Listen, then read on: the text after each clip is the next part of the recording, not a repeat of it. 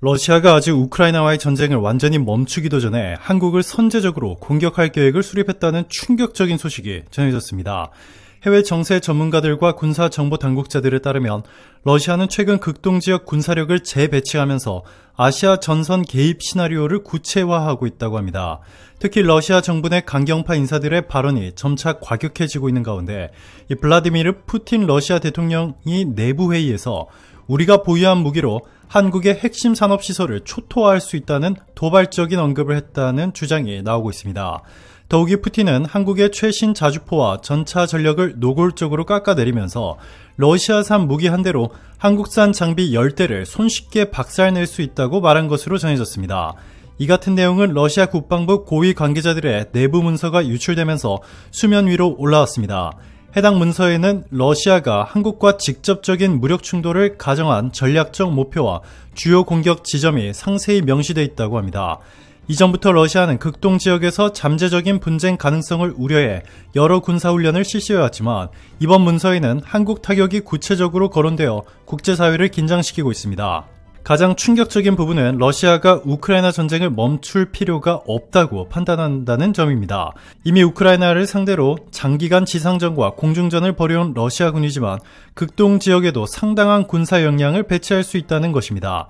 이를 두고 군사 전문가는 러시아가 우크라이나 전선에서 일부 병력을 차출해 극동으로 보낼 경우 일시적으로 전력 손실이 있을 수 있으나 전체적인 전쟁 수행 능력은 유지할 수 있다고 보는 것 같다라고 분석했습니다. 실제로 최근 러시아 군용기들이 동아시아 인근 공격에서 잦은 정찰 및 훈련 비행을 하고 있다는 사실이 포착됐습니다. 미사일 실전 배치와 해군 함정의 움직임 또한 이례적으로 활발해지면서 러시아가 복수 전선을 동시에 운영할 의지를 보여주고 있다는 관측이 힘을 얻고 있습니다.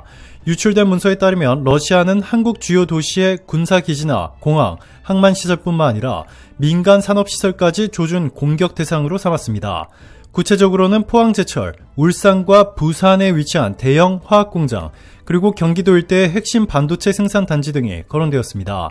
이는 한국의 경제 중심 시설을 일시에 타격해 전쟁 지속 능력을 무력화하겠다는 노림수로 해석됩니다. 군사 전문가들은 러시아가 유사시 한국의 핵심 수출 산업을 마비시켜 경제적 충격을 가하면 한국이 즉각적인 항복을 고민하지 않을 수 없게 만들 수 있다는 판단을 했을 것이라며 이러한 전략은 민간 피해를 극대화해 한국 정부의 전의를 꺾으려는 대표적 공포 전술이라고 전했습니다. 무엇보다 논란이 되는 것은 이 푸틴 대통령의 발언입니다. 내부 문건에 기재된 회의록 일부에는 푸틴이 한국의 자주포와 전차는 분명 첨단 기술을 적용하고 있지만 실전 투입 시 러시아 무기 체계 한 대당 최소 10대는 가뿐히 박살낼 수 있다 라고 말한 대목이 포함되어 있었습니다. 이 발언을 통해 푸틴이 한국의 군사 기술력을 폄하하고 러시아 무기의 우월성을 내세웠다는 점이 적나라하게 드러났다는 평가입니다. 러시아 무기에 대한 맹신을 드러낸 푸틴의 망언은 서방과 아시아권 전문가들 사이에서 큰 비판을 받고 있습니다. 한 서방 군사 전문가는 러시아 무기는 우크라이나 전쟁 과정에서 한계가 여실히 드러났다라며 푸틴이 자국민들의 사기를 끌어올리고 한국을 얕보려는 심리적 전략의 일환으로 보인다라고 분석했습니다. 자, 그런데 대반전이 일어났습니다. 실제로 최근 우크라이나가 폴란드 등 동유럽 국가들이 대규모로 도입한 한국산 무기를 간접 지원받아 러시아군을 상대로 초고속 타격전을 펼치고 있다는 충격적인 소식이 전해졌습니다. 특히 한국산 다연장 로켓 천무와 이 지대지 탄도미사일 현무 일부가 우크라이나군에 흘러들어갔다는 의혹이 사실로 드러나면서 이 전 세계 군사 전문가들의 이목이 집중되고 있습니다. 우크라이나가 극비리에 운영 중인 한국산 천무가 현지 실전에서 압도적 성능을 입증했다는 소문이 빠르게 확산되고 있습니다. 군사 소식통에 따르면 우크라이나군은 서방에서 지급받은 각종 정찰용, 공격용 드론을 병행 운용하면서 적진지에 대한 좌표를 실시간으로 파악해 천무 발사기에 즉각 입력하고 있다고 합니다. 놀라운 점은 좌표가 입력된 이후 약 1초도 안 되어 적국 지역에 포탄이 날아들기 시작한다라는 전언입니다. 미사일 속도 자체가 극도로 빠른 데다가 동시에 여러 발이 동시 타격 형태로 투하돼 러시아군이 제대로 반응할 틈조차 없다는 것입니다. 군사 전문가들은 보통 다연장 로켓은 타격까지 수십 초에서 몇 분의 지연이 발생할 수 있으나 이번에 확인된 초단기 타격은 드론의 표적 데이터가 발사체계에 실시간 전송되는 덕분이라며 이는 디지털 전장 시대의 혁신적 사례라고 평가했습니다. 우크라이나가 한국 무기를 직접 구매할 수는 없지만 폴란드, 루마니아 등 동유럽 국가들이 한국과 계약을 맺어 대량 확보한 무기 일부를 사실상 간접 공급받았다는 관측이 꾸준히 제기되어 왔습니다. 일부 서방 언론은 폴란드가 보유한 K2 전차와 K9 자주포, 천무 다연장 로켓 등이 일부분 우크라이나로 넘어갔다라고 보도한 바 있으며 현무 미사일 또한 극소량이 비공식 경로를 통해 지원됐다고 전하고 있습니다. 현지 정보원들은 폴란드를 비롯한 동유럽 국가들이 자국 안보를 위해 구매한 한국산 무기를 더욱 중요한 전선인 우크라이나에 우선 배치해 러시아군을 최대한 압박하고자 하는 전략을 펼치고 있다라며 한국도 이 사실을 묵시적으로 인지하고 있으나 국제정세의 복잡성을 고려해 공식 입장을 삼가고 있는 것으로 보인다라고 말했습니다.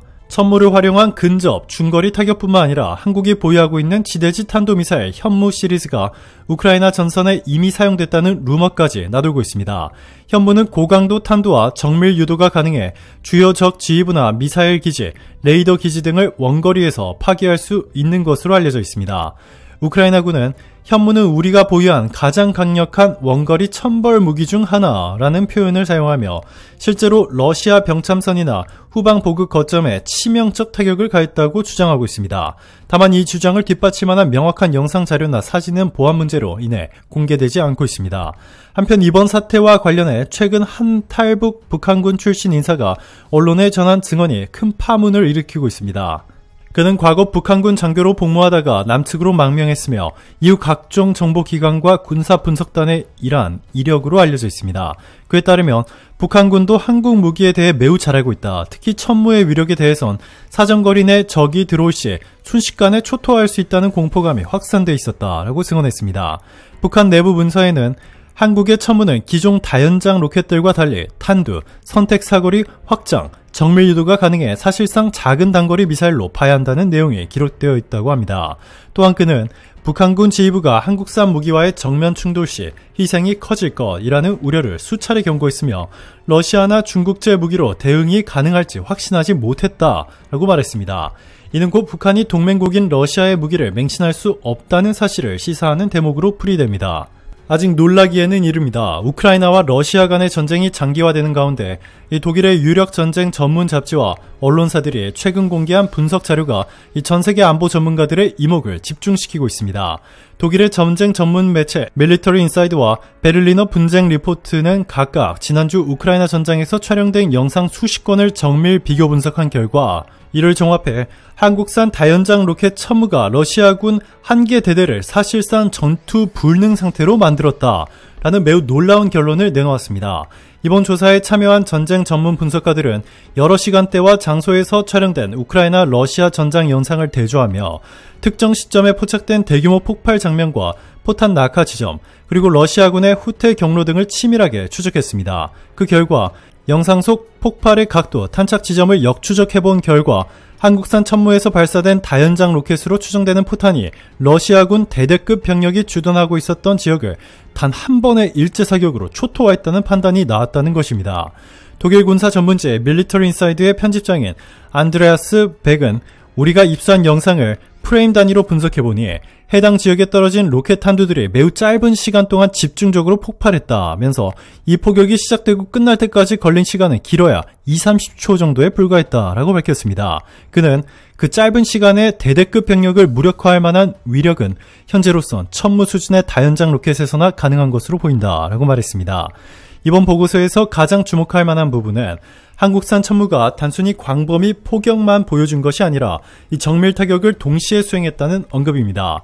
독일 측 분석가들은 러시아군 지휘부의 통신이 해당 사격 직후부터 급격히 끊긴 사실에 주목했습니다. 이 베를리너 분쟁 리포트의 군사 전문 기자 이 프란츠 메이어는 폭발 지점 중 하나가 러시아군 임시주의소로 보이는 곳에 집중됐다라며 이는 높은 정확도의 유도 로켓을 활용했을 가능성을 강하게 시사한다라고 지적했습니다. 그가 공개한 디지털 지도에는 러시아군의 차량들이 한 지점에 밀접해 있었고 곧이어 연속해서 발생하는 폭발 장면이 위성 영상과 드론 촬영 자료에 포착되어 있습니다.